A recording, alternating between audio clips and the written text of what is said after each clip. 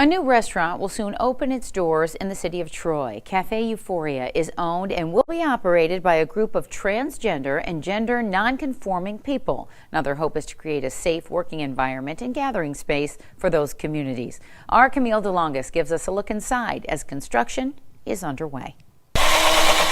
Building a business and a community. It's what this team is doing in Troy's Monument Square. This space will be home to Cafe Euphoria, a restaurant and event space for trans and gender nonconforming people, a safe place for those folks to gather, open to the broader LGBT community and their allies.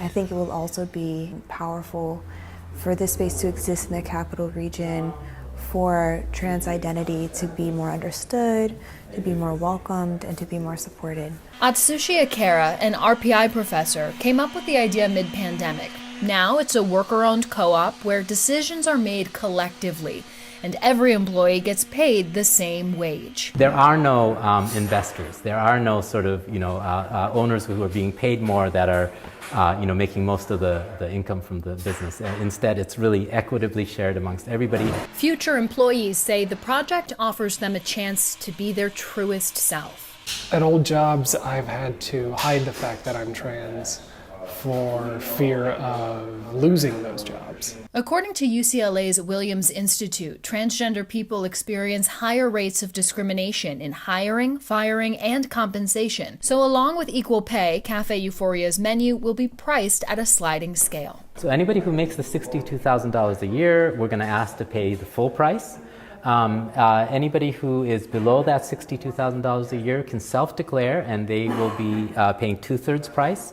And members of our community, so again, transgender and gender nonconforming individuals who consider themselves financially distressed, can simply declare that, and then they will only pay 1/3 of the sticker price. The menu will offer vegan, vegetarian, and pescatarian comfort food. Changing it 4 times a year to reflect what's in season in the area, using local produce from local farmers and makers as well, because this is ultimately a community project. Cafe Euphoria will also sell a curated selection of thrifted clothing. Clothing is a big issue for members of the transgender community.